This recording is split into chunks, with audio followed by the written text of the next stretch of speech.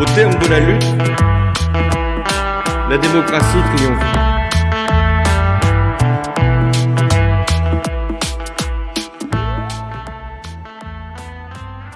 Moi, je pense que c'est important de voter. C'est important de pouvoir exprimer ce qu'on pense. Je dirais juste que ce qui est dommage, c'est qu'on n'a pas assez d'informations d'un point de vue des partis politiques. Et il y a encore fort cette restriction au niveau de la connaissance pour les jeunes. Parce que souvent, les partis politiques, ils vont s'adresser aux personnes plus âgées en laissant un peu les jeunes de côté. Et donc, du coup, oui, on va voter cette année, mais on n'a pas toutes les cartes en main pour dire de pouvoir voter. Plus d'informations, plus d'explications sur qu'est-ce que font les partis, quelles sont les positions, comment ils voient la vision globale de la société. L'idée c'est dans les écoles où on ne prend pas le temps de nous expliquer les idées de chaque parti, comment on fonctionne vraiment. On survole vaguement ce que c'est sans vraiment nous guider dans ces informations cruciales du coup pour un vote. Donc en fait on est un peu devant une page blanche et c'est à nous-mêmes de nous informer avec des informations qui peuvent être fausses via internet, parce que maintenant tout se passe par internet, avec des propagandes qui sont là sous les partis politiques.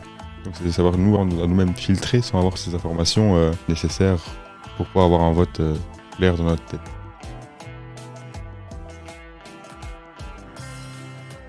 Moi j'avais lu un des partis, j'avais lu en tout cas les documents d'un des partis, et c'est vrai que le vocabulaire est vraiment très très élaboré, c'est des phrases très complexes à analyser, et c'est vrai que quand on est jeune, c'est pas toujours évident d'y voir clair et de voir vraiment ce qui ressort d'un parti ou d'un autre.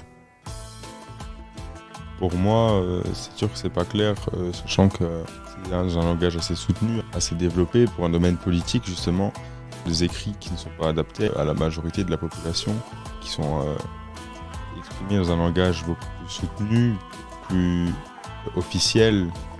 Donc, sachant que la majorité des gens n'utilisent pas ce langage couramment, ça devient quelque chose de peu compréhensible. Ou alors, les gens captent un message différent, vu qu'ils ne comprennent pas la totalité des mots. Et donc, ça permet en même temps de la désinformation sur ce que est vraiment écrit du programme. Je pense déjà qu'ils pourraient réécrire leur programme avec un vocabulaire plus adapté à la jeunesse. Ils pourraient aussi, au lieu de le faire que par écrit, plus insister au niveau des réseaux sociaux, pouvoir toucher plus de monde, parce qu'à l'heure actuelle, c'est triste à dire, mais tout se fait via Internet, via les réseaux sociaux. On avait vu dans l'une des activités le pourcentage d'argent que dépense chaque parti dans les réseaux sociaux. Et c'est vrai qu'au niveau des partis en Wallonie, il y a très peu de partis qui investissent là-dedans. Du coup, on se rend bien compte qu'en fait, les politiciens ne cherchent pas à toucher les jeunes. Et je pense vraiment qu'en ayant un vocabulaire plus simple, en ayant cette présence sur les réseaux, peut-être même, pourquoi pas, en venant dans les écoles, pour expliquer parti par parti ce qu'ils veulent, je pense que ça pourrait être une idée vraiment bien pour ouvrir, on va dire, cette connaissance à tout le monde. Sur les réseaux sociaux, les ministres sont là pour faire la publicité de leur parti, tournent leurs idées à leur manière, dans un langage des fois un peu plus jeune, mais avec des idées pas très claires dans le fond. Nous, dans le cadre de notre section, on nous apprend un peu plus à ne pas écouter d'une seule oreille, à écouter des deux, de voir dans la globalité. Donc d'office, en écoutant, on va beaucoup plus se poser de questions, on va beaucoup moins y croire, parce que tout ce qui est dit à l'oral sur les réseaux sociaux n'est pas forcément vrai. Ça fait partie aussi d'une propagande politique. C'est un peu au bon entendeur quand ils parlent sur les réseaux sociaux. Donc ce n'est pas une information qui est vraiment très fiable, on peut survoler encore une fois, il y a des informations qui vont être vraies, des informations qui vont être fausses, ou tournées d'une manière à ne pas bien le comprendre aussi, nous en tant que jeunes. Et puis à l'écrit aussi ça pourrait être bien, mais peut-être formulé différemment comme ma collègue a dit. Mais ça reste quelque chose encore de très vague, je pense qu'on ne peut pas rentrer dans une explication globale de ce que c'est vraiment, dû à tous les filtres qu'on nous impose pour avoir un avis unique à nous-mêmes. Si ça manque de concret, sachant qu'on va voter pour quelque chose et puis après quand le vote est fait en interne, ça bouge encore. Donc c'est pas clair, la politique est très vaste, surtout en Belgique. C'est pas une ligne directrice, c'est un buisson avec plusieurs branches qui jouent ensemble. Nous on doit juste voter pour un seul tronc et après c'est les branches qui se créent autour.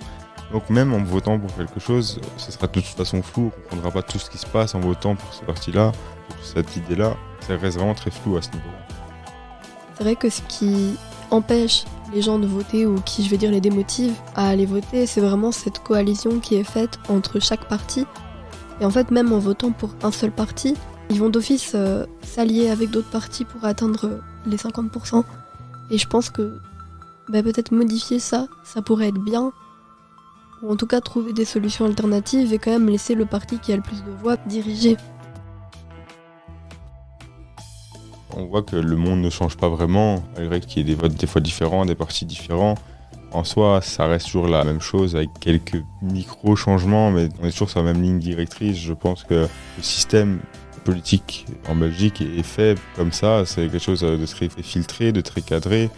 On parlait dans les animations du cordon sanitaire, c'est quelque chose de très filtré, surtout en Wallonie. On voit déjà les différences entre la Wallonie, la Flandre, c'est assez gros. La communication est encore différente. En Flandre, sont beaucoup plus dévoilées au grand public. Ici, en Wallonie, les politiques sont déjà filtrées dues au cordon sanitaire et ne sont présents que sur des médias beaucoup plus officiels, RTL, La Une, tous des gros médias qui du coup filtrent encore plus ce qui est dit et qui ils invitent. Donc c'est vraiment de l'information choisie, limitée pour ne pas influencer et expliquer. Le problème c'est que c'est des médias assez, je dirais, vieillots.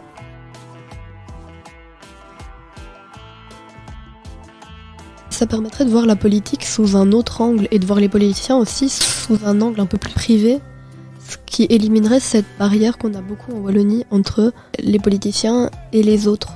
Ce serait aussi pour apprendre un peu à les connaître, apprendre les valeurs qu'ils défendent, parce que d'accord, ils doivent tout le temps représenter leur parti, et donc du coup, comme on les voit que dans ce cadre-là, on connaît les valeurs de leur parti, mais peut-être à avoir aussi leur opinion, et je pense que ça pourrait être que bénéfique.